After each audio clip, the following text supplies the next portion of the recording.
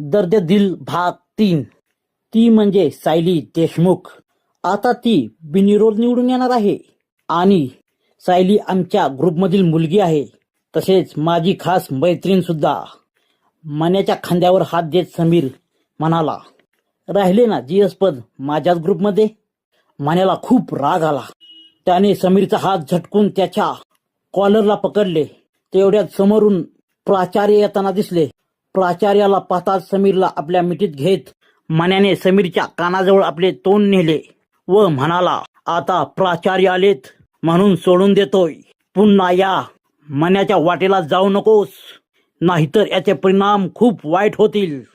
प्राचार्य दोघांजवळ जात म्हणाले, बस तुम्ही दोघांनी आपली भांडणे मिटवली, असेच एकत्र येऊन आपल्या कॉलेजचे नाव रोशन करा।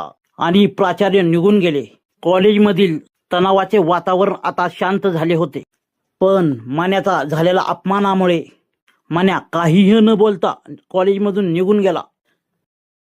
सकाळ झाली होती। खूप उशीर होऊनही राहुल अजून झोपलेलाच होता। राहुलची आई सुनीता त्याच्याजवळ जात राहुलला उठवत म्हणाली, खूप वेळ झाला राहुल, तुला कॉलेजला जायचं नाही का? चल उठ लवकर, तुझ्यासाठी मी नाश्ता करते, असे म्हणत आई निघून गेली। राहुल उठून आंघोळ करून कॉलेजची तयारी करून रूममधून बाहेर आला।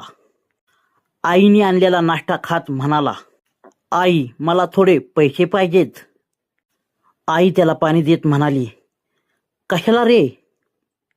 राहुल पाणी पीत, नवीन बूट घ्यायचे आहेत। आईने कपाटातून पैसे काढून राहुलला दिले।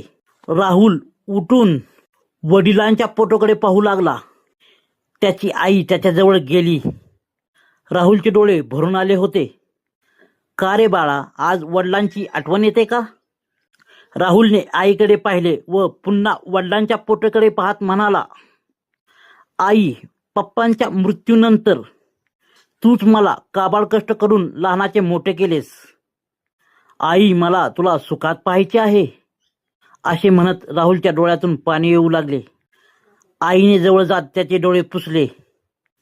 तोच राहुलने आईला मिठी मारली आणि तो म्हणाला, आय लव्ह यू। आईचेही डोळे पाणावले। तिने आपले डोळे पुसत म्हणाली, कॉलेजला जा, उशीर होईल। राहुलने स्वतःला सावरले व तो कॉलेजला निघून गेला।